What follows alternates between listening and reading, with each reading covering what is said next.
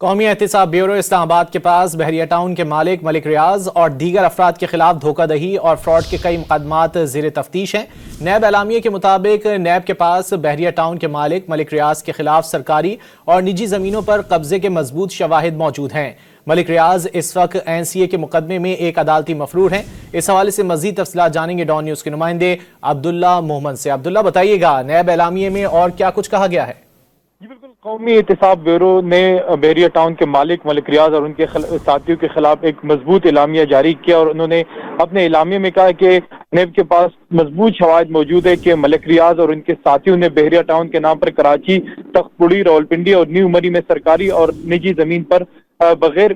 NOC کے قبضہ کیا ہے، جبکہ اس کے ساتھ ساتھ نیب نے کہا ہے کہ ملک ریاض نے بغیر اجازت نامے کے ہاؤسنگ سوسائٹیز قائم کرتے ہوئے لوگوں سے اربوں روپے کا فراڈ کیا۔ ملک ریاض نے بحریہ ٹاؤن کے نام پر پشاور اور جامشوروں میں بھی زمینوں پر ناجائز قبضے کیے اور بغیر NOC کے ہاؤسنگ سوسائٹیز قائم کی۔ ملک ریاض اب بھی لوگوں سے دھوکہ دہی کے ذریعے باری رقوم جو ہے وہ وصول کر رہا ہے، جبکہ اس کے ساتھ ساتھ نیب نے کہا ہے کہ ملک ریاض دبئی میں ایک نیا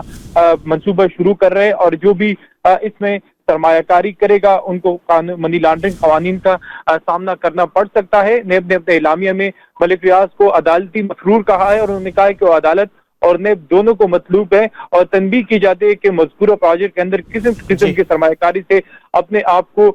دور رکھے ورنہ قانونی کارروائی جو ہے ہوگی۔ اس میں کہا گیا ہے کہ حکومت پاکستان بھی فوری طور پر اس اہم معاملے پر دبئی کی حکومت کے ساتھ رابطہ کر کے آئندہ کا لائحہ عمل طے کرے گی تاکہ معصوم لوگوں کو اس کی دھوکہ دہی اور غیر قانونی فعل سے محفوظ رکھا جا سکے۔ جی بہت شکریہ عبداللہ محمد ان تفصیلات کے لیے۔